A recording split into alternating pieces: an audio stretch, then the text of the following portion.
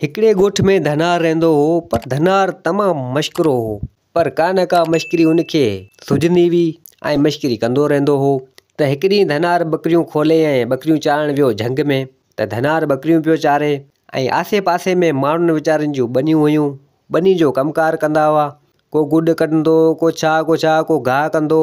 त धनार खे लॻी मश्किरी, त चवणु लॻो, ओड़े वरोड़े वरोड़े बगड़ अची वियो, बगड़ अची वियो, बगड़ अची वियो। त हिते आसे पासे जा माण्हू जेके ॿनी में कमु कंदड़ हुआ त उन्हनि हिन धनार जूं रड़ियूं ॿुधियूं त चवणु लॻा त अले छा आहे धनार रड़ूं पियो करे।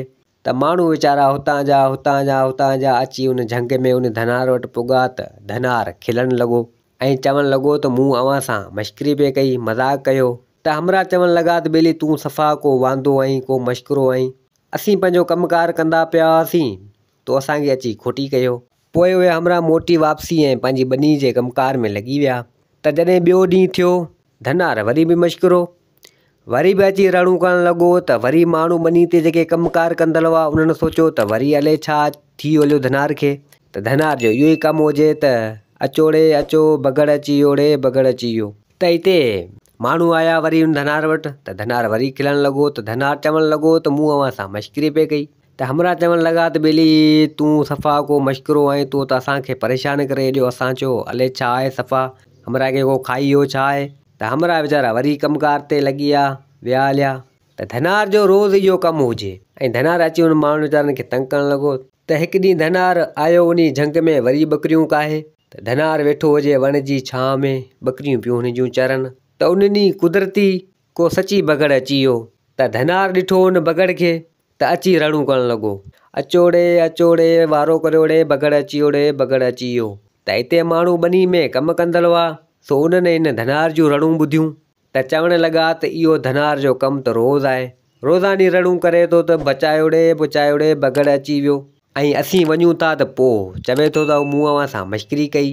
वञी पियो धूड़ पाए पियो, सूर खाए, रड़ूं पियो करे। असीं पंहिंजो कमुकार खुटी करे वेंदासीं, धूड़ पियो पाए। हमरा पंहिंजे कमुकार में लॻी विया। हिन जी रड़नि ते केर बि कोन पियो।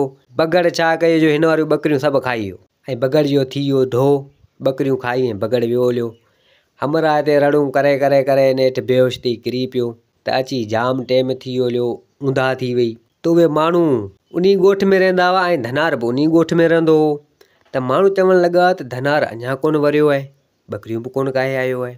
हली ॾिसूं त सही, सची को त बगड़ कोन आयो जो हिन खे खाई वियो हुजे मतां। त हमरा अची ॾिसनि त हीअ हमरा उते बेहोश थो पियो हुजे। हमरा खे अची उथारियूं ऐं चवणु लॻा त छा थी वई। त हमरा उहा सॼी हक़ीक़त करे ॿुधाए त यार मूं सॼियूं तव्हांखे जाम कयूं, अवी न वरिया, बगड़ सची आयो हो, मुंहिंजूं बकरियूं खाई वियो। त हमरा चवणु लॻा त जे तूं अहिड़ियूं मश्किरियूं न करी हा त असीं सची कोन तुंहिंजी सॾनि ते अचूं हा। असां चयो त तूं रोज़ मश्किरी करीं थो, त मश्किरी कंदो हूंदे, असांखे कहिड़ी ख़बर त को सची बगड़ आयो आहे। त हाणे इहा मश्किरी करणु तोखे तुंहिंजी ॻिची में ई पइजी वई, न करीं हा त तुंहिंजूं बकरियूं कोन बची वञनि हा।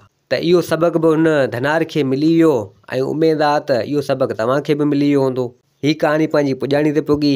वरी मिलंदासीं ॿी कहाणी सां गॾु। मुंहिंजे चैनल खे सब्सक्राइब ऐं वीडियो खे लाइक ज़रूरु कंदा। जिथे हुजो आबाद हुजो। अल्लाह हाफ़िज़।